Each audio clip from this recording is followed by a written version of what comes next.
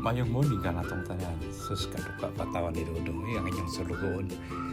Ipo ka malagi ka na ako na bayabas nga puuno ko hauno dito sa luyo. At tanaw bani ko ninyo sa pagtanaw kung sa ko ni bayabasa. So din sa mo palibot nakita ginato. Dinhi nga green kaayo na mga tambis. Uy kadagang tagat nga bungas tambis kasi mga ayo diha char.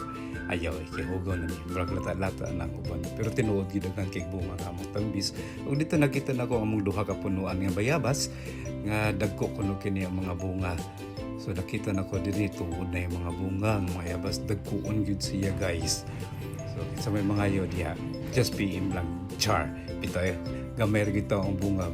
Pero primero pa ning bunga, nga mo mga bayabas nga ni ana mo karon. So din nakita na ko na agi duha ka bunga nga dagko kaayo, oh my god. Kalami, marag crispy magkatanahon, sino gud siya. Marag lami gud siya tanahon, marag gini siya liso kaayo sa sud ni maong bunga sa bayabas. So naglibo kung sa una ko pagkuha kaya wala ko dala gunting. Try na kong ibot pirti manggahiya. So ako na lang siyang gilisog-liso. Ako itat okay basig makuha niya ang usa kat bundot na ko sa usa. Tuod man ako isuway ubitad. Tuara na ko ba nagitan ako sa hinihin na ko bundot. Dara. Sige, liso agyod. Liso.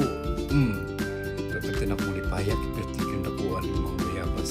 So ako sana sa datong kuhaon kaya marag hinuglo sa nila marag na may dunod guys pero lamig yan po sa tanaw kasi may mga ayaw dali hamag kit char so lipay kayo marag napakaon na kita sa itong bunga sa mga bayabas so diya lang kangis na nga mura ba sa kadot kung ano ba ngipon pangagraba sige guys bye bye until next time bye.